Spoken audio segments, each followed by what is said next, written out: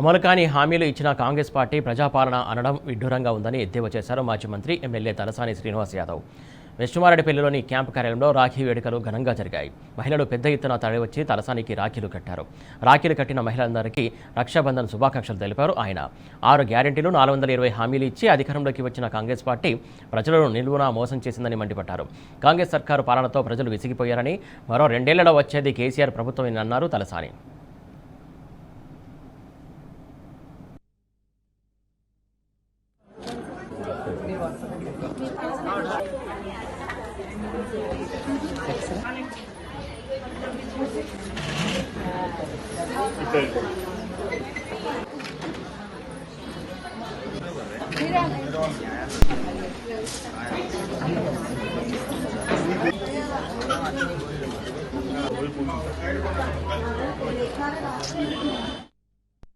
తోబుట్టువులందరికీ మన భారత సాంప్రదాయం ప్రకారం రాఖీ పండుగ అనేది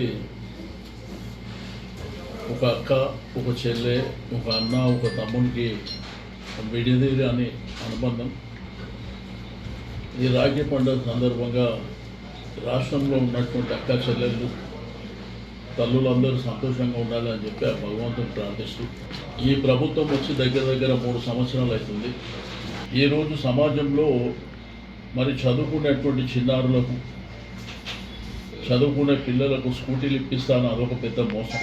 ఇట్లా చెప్పుకుంటూ పోతే ఒక ఆడపడుచు పెళ్ళికి భారతదేశ చరిత్రలో కేసీఆర్ గారు 1 లక్ష రూపాయలు, ఒక ఆడబిడ్డ ఆ తల్లిదండ్రులకు ఏంటంటే ఒక భరోసా ఇచ్చేటువంటి కార్యక్రమాన్ని వారు చేపడితే లేదు మేము తులం బంగారం ఇస్తామని చెప్పి అది మోసం.